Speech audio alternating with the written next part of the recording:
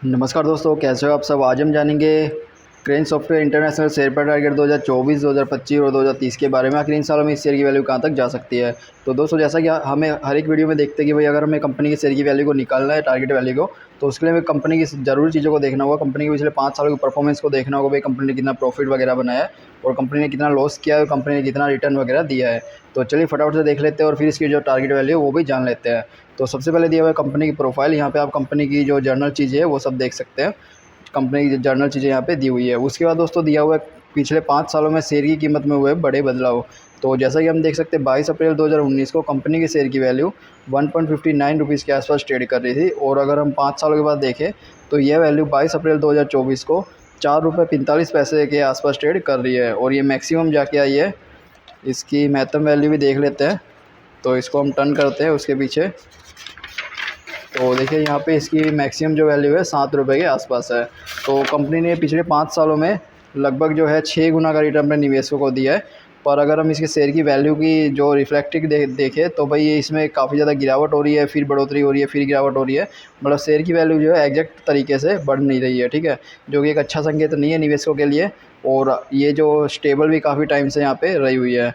तो ओवरऑल चीज़ को देखते हुए हम इसको एक माइनस पॉइंट देंगे, क्योंकि कंपनी ने रिटर्न तो अच्छा दिया है पर शेयर की वैल्यू जो है एक जगह पे स्टेबल रही हुई है काफ़ी लंबे टाइम से। यहाँ पे हमने एक वाइट बोर्ड को रखा हुआ है जहाँ पे हम प्लस पॉइंट और माइनस पॉइंट को ऐड करते रहेंगे। यहाँ पे हमने इसको एक माइनस पॉइंट दिया क्योंकि कंपनी ज़्यादा अच्छा रिटर्न अपने निवेशकों को नहीं दिया है। इसके बाद हम देखेंगे कंपनी की फाइनेंशियल रिपोर्ट कि भाई कंपनी कितना क्या प्रॉफिट वगैरह बना रही है। तो अगर हम 2019 में देखें तो कंपनी के द्वारा 136 करोड़ का रेवेन्यू बनाया गया था, और कंपनी माइनस में चल रही थी, ठीक है, नुकसान में कंपनी चल रही थी 2019 के साल में।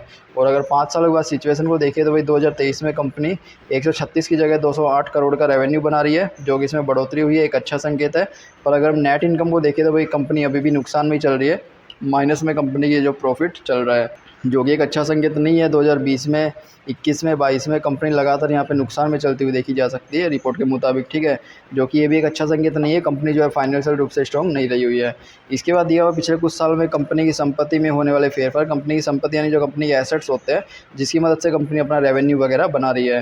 तो अगर हम 2019 में देखें तो कंपनी के पास 459 करोड़ का जो है एसेट्स था, और अगर 2023 में देखें तो कंपनी के पास 13 करोड़ के एसेट्स है। तो देखिए इसमें कितनी ज़्यादा गिरावट हो चुकी है एसेट्स में। 460 से लेके सीधा 13 करोड़ की कंपनी के पास संपत्ति रह चुकी है। तो इससे जो है कंपनी के एसेट्स अगर कम हो रहे हैं तो कंपनी के जो रेवेन्यू सोर्स है वो भी कम हो रहे हैं। अगर हम इसको एक एग्जांपल से समझें तो मान लो किसी कंपनी के पास जो है 3 स्टोर है, अगर 2 स्टोर बंद हो जाए तो भाई जो 1 स्टोर है उसका रेवेन्यू ऑटोमेटिक कम हो जाएगा, ठीक है। ओवरऑल जो रेवेन्यू उस पर काफ़ी बड़ा फ़र्क पड़ेगा, इसलिए ये भी एक माइनस पॉइंट है जिससे कंपनी के एसेट्स कम हो रहे हैं, और ये कम भी काफ़ी ज़्यादा मात्रा में हो चुके हैं। इसके बाद दिया हुआ है कंपनी के द्वारा दिया गया डिविडेंड।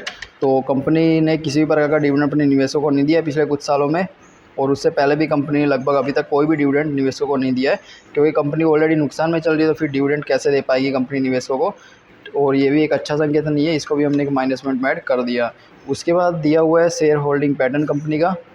तो अगर हम इसमें देखें तो टोटल प्रमोटर होल्डिंग में 5.99% की होल्डिंग की गई है कंपनी ने, यानी कंपनी के द्वारा खुद के शेयर में की गई होल्डिंग। कंपनी के पास खुद के शेयर लगभग 6% है, उसमें से कंपनी ने 5.14% को बैंक में गिरवी रख दिया है। ये प्लेस स्थिति में रहे हुए हैं, ठीक है। तो मतलब इसको बैंक में गिरवी रख दिया है, और बाकी के बचे ही कितने, इसमें से 6% में से 5.14% कंपनी ने बैंक में गिरवी रख दी है, और जो अभी कंपनी के पास रहे हुए हैं वो भी देख लेते हैं। तो जैसा कि यहाँ पे दिया हुआ है कंपनी के पास सिर्फ 0.85% के शेयर है उसके पास रहे हुए, जो कि काफ़ी कम है, 1% से भी काफ़ी ज़्यादा कम है। म्यूचुअल फंड के द्वारा किसी भी प्रकार की होल्डिंग नहीं की गई है।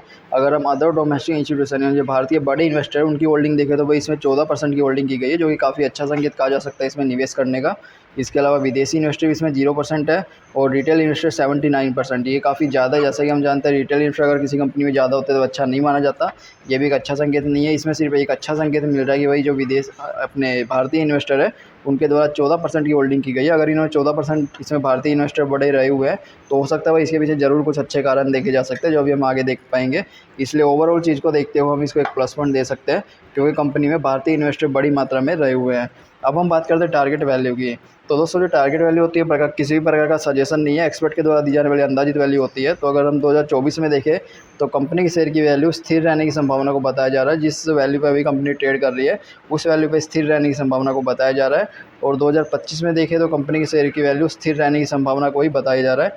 मतलब 2 साल तक हो सकता है कंपनी के शेयर की वैल्यू जिस वैल्यू पे अभी ट्रेड कर रही है उस पर स्थिर रहे। और अगर 2030 में देखें तो वही 2030 का बताया जा रहा है। अंदाजित वैल्यू निकालना काफ़ी मुश्किल होगा, इसलिए अगले कुछ सालों में देखना होगा कि कंपनी किस तरह से आगे बढ़ती है, उसके बाद ही वैल्यू को अपडेट किया जाएगा। तो दोस्तों क्योंकि अभी जो है कंपनी ना तो प्रॉफिट बना पा रही है और कंपनी के एसेट्स भी लगातार कम हो रहे हैं और ना ही कंपनी की तरफ से कोई नए प्रोजेक्ट पे काम करने का समाचार आ रहे हैं, तो उसके हिसाब से जो है टारगेट वैल्यू नहीं निकाली जा पा रही है। तो आपके साथ ये जल्दी अपडेट हो जाएगी जैसे जैसे कंपनी के बारे में कुछ अपडेट आती रहेगी। अब हम बात करते हैं कंक्लूजन की। तो इसमें कंपनी कुछ ज़रूरी चीज़ें दी हुई है वो हम जान लेते हैं। कंपनी की जो शुरुआत है वो जनवरी 1991 में हुई थी। उस समय में जो कंपनी है होलसेल एंटीवायरस सॉफ्टवेयर डिस्ट्रीब्यूटर हुआ करती थी। जो एंटीवायरस सॉफ्टवेयर है उसको बेचा करती थी, डिस्ट्रीब्यूटर थी, ठीक है। और धीरे धीरे कंपनी ने जो है एक प्रोजेक्ट होगा MATLAB, उसको जो है उसका डिस्ट्रीब्यूटर बनी, जिससे कंपनी काफ़ी तेज़ी से ग्रो करने लगी। कंपनी के वर्ल्ड वाइड जो है 39 से ज़्यादा देशों में काम कर रही है और 3,50,000 से ज़्यादा कंपनी के एक्टिव यूजर्स है। और कंपनी जो है इन चीज़ों में काम करती है, इन सब चीज़ों में डील करती है, ठीक है। और अगर हम +1 -1 की बात करें तो हमें इसमें 4 +1 देखने मिले और एक +1 देखने मिला है और 4 -1 देखने मिले, जो कि निवेशकों के लिए एक अच्छा संकेत नहीं है। इसलिए जैसे जैसे हमें अपडेट मिलेगी हम आपके साथ भी अपडेट करते रहेंगे। इसलिए चैनल को सब्सक्राइब करें, वीडियो को लाइक करें। तो चलिए मिलते हैं नेक्स्ट वीडियो में।